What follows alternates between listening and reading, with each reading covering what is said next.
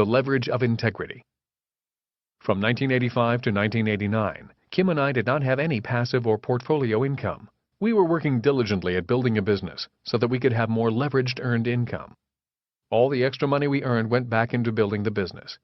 As the years crept on, I could hear my rich dad saying, "The moment you make passive income and portfolio income a part of your life will change. Those words will become flesh." Both my dads were sticklers for knowing the definition of words. They also said, "You're only as good as your word. People who do not keep their word are not much good."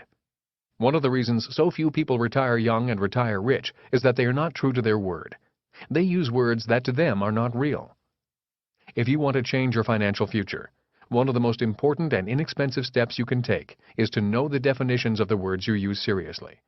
Some of the more basic, fundamental, and important words to understand are your personal current ratio, quick ratio, liquidity ratio, debt-to-earnings ratio, as well as the difference between assets and liabilities, and earned, portfolio, and passive income.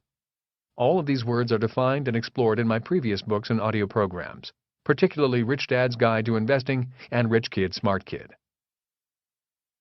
Harnessing the Power of Words. Why are words important? Simply because the concepts behind them can be useful to you and your life. For instance, understanding basic ratios, such as debt to equity or liquidity ratios, can help you in gaining your financial freedom. Let me explain. A useful ratio is your debt to equity ratio. For example, if you have long and short-term debt of, let's say, $100,000 and you have $20,000 in equity, then your debt to equity ratio would be 5 because you need to divide $100,000 by $20,000. The question is, what does this mean? Well, in reality, it means very little. Yet if next month your ratio is 10, that might tell you that you could be mismanaging your life. A debt-to-equity ratio of 10 could mean that either your debt has gone up to $200,000 or your equity has dropped to $10,000. In either case, those numbers have more meaning because they are real numbers that relate to your life. As Rich Dad said, mind your own business.